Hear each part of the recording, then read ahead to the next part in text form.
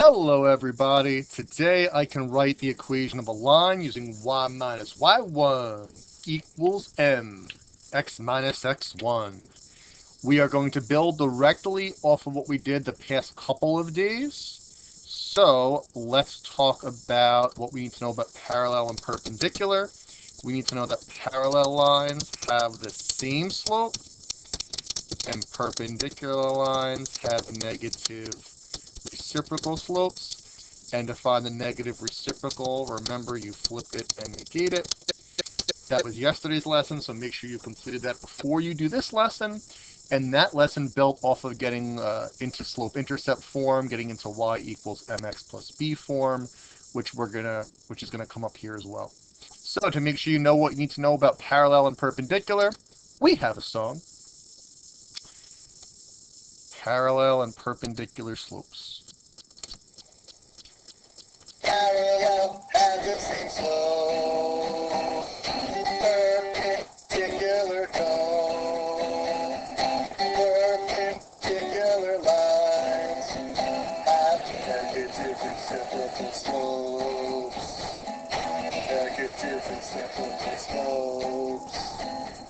Flip it and negate it. Negative reciprocal slopes. That's enough. So, parallel lines have the same slope, and perpendicular lines have negative reciprocal slopes. Now, the other thing that we're going to incorporate that into is this formula to write the equation of a line. We call this point slope formula, and you basically need to have it memorized. So to help you memorize it, we have a song for that too. It's like super song day today in geometry. So let's hear the song for point slope formula. Let's see if we can find it. Here it is, equation of a line through a point.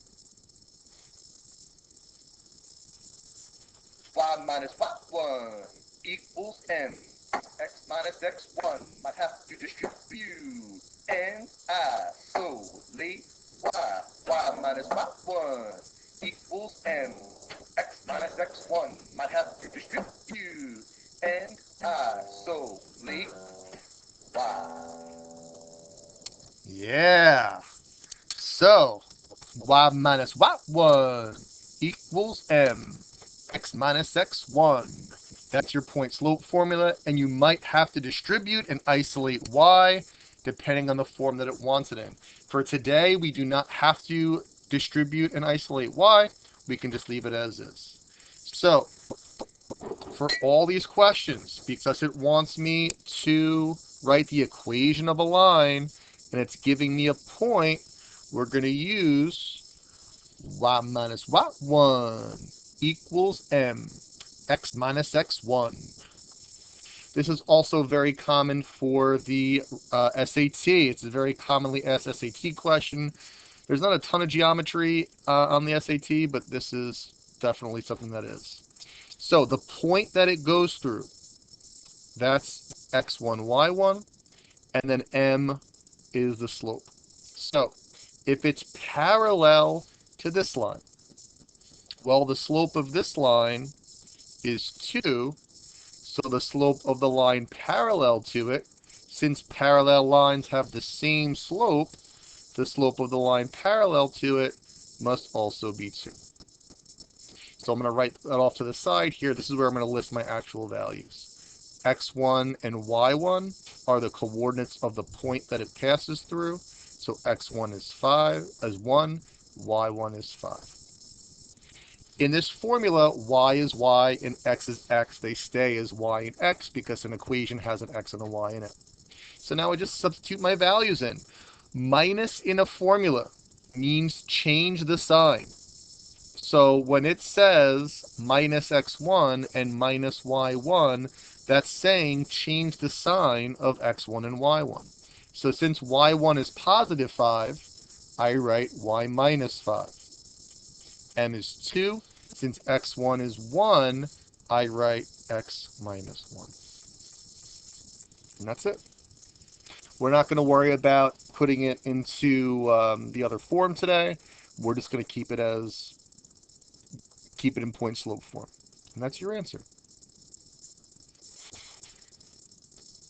Number 2, I want the equation of a line. It passes through a point. Y minus y1 equals mx minus x1.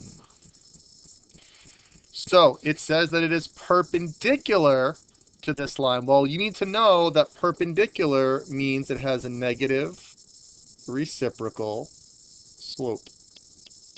So this line has a slope of negative 1/2. So my line, the perpendicular slope, is the negative reciprocal of that. In the last lesson, we talked about that. That means you flip it and negate it. Positive 2 is the negative reciprocal of negative 1/2. x1, y1 are the coordinates of the point that it passes through. Negative 3, negative 11. Again, we said that minus in a formula means change the sign. So we're changing the sign of x1 and y1. X stays x, y stays y. So it becomes y plus 11. So I'm changing the sign of the negative 11. M is 2. Since x1 is negative 3, it becomes x plus 3. And that's it. I actually decided I am going to go through the additional steps here, just, to do a little bit of extra practice. So this is fine. If I want to put it into the other form, into y equals mx plus b, slope-intercept form, I might have to distribute.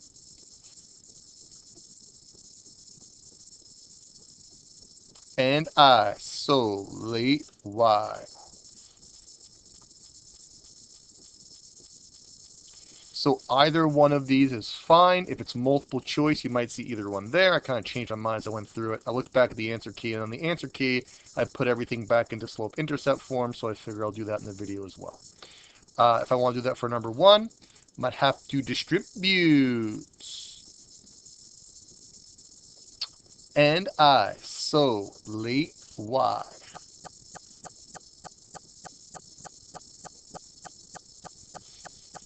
That's it.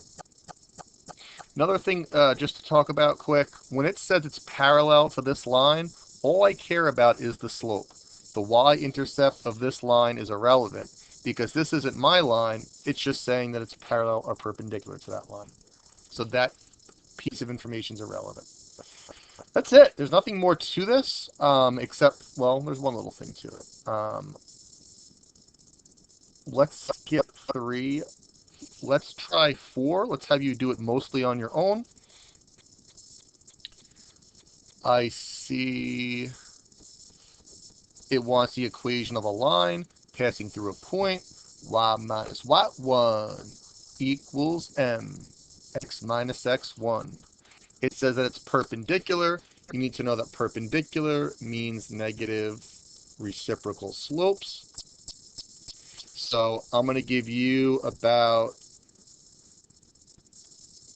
20 seconds right now to fill in m perpendicular, x1 and y1. I won't pause it. I'll just sit here for 20 seconds while you fill those values in.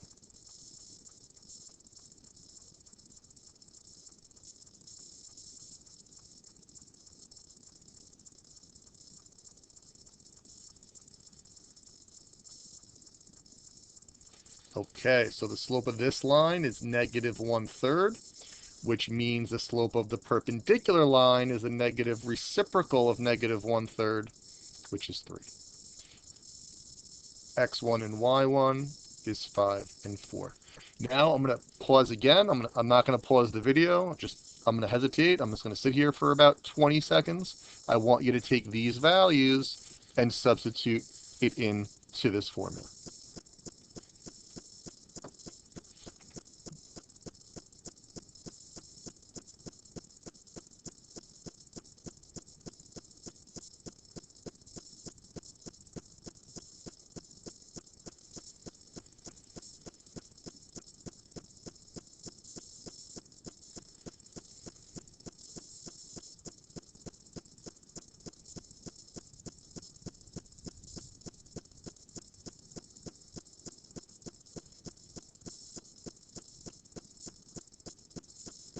Okay.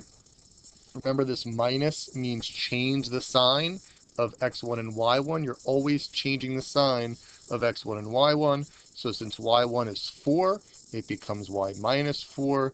M is 3. X minus x1. Since x1 is positive 5, I write x minus 5. That's your answer in point slope form. Might have to distribute. And I isolate y. Oh, nice fact, you know what? You do it. Why don't you take about 20 seconds, 30 seconds, and try to get it into slope-intercept form by distributing and isolating y.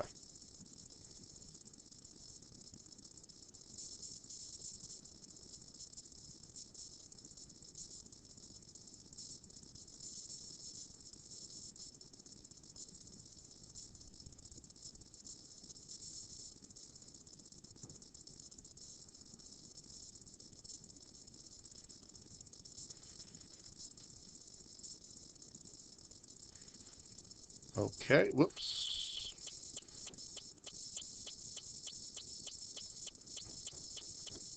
Distribute, isolate y. Both of those answers are correct. They're just in a different form. All right, there's just one or two more I want to take a look at with you.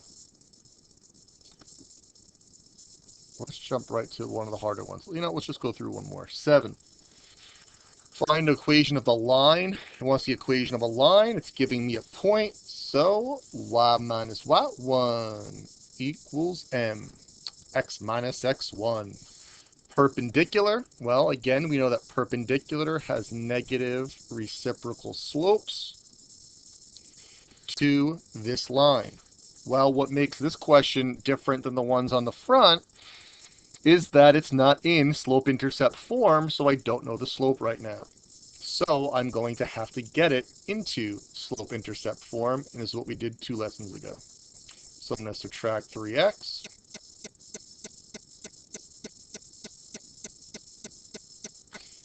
divide by 2. If it doesn't divide nicely, we just leave it. I'm dividing them both to get y equals negative 3 halves x plus 6. So the slope of this line is negative 3 halves. So the slope of my perpendicular line must be the negative reciprocal of that. So why don't you pause it, try to finish this one off from here, and then I'll go over it. Okay, now that you completed number 7 on your own from here, I will go over it. M perpendicular is the negative reciprocal of this, which is positive 2/3. X1 is 6, Y1 is 5. Y minus Y1. Again, you're changing the sign of X1 and Y1, so it'll be Y minus 5 equals M, 2/3, X minus 6. That's one answer. And then if I wanted to put it into slope-intercept form, if it's open response, there would be no need to. In fact, I'd rather you not. I remember in the Regents, I had students that had it right, and then they tried to go further, and they made a mistake, and they ended up losing a point because of that. If you have the right answer, then you go further and you make a mistake, then you're going to not get full credit. When I did 2/3 times negative 6, by the way, you can totally use a calculator to do that calculation if you're not comfortable with fractions. So either of those is correct. So very important lesson. We're going to actually spend another day on it tomorrow because it is so important. It's a very, very, very commonly asked Regents question. It's a commonly asked SAT question. It's just something that's very important. It's not that difficult, but you definitely need to put the time into practice it. Your classwork/homework is to finish equation of a line through a point. And I hope everybody has a great day.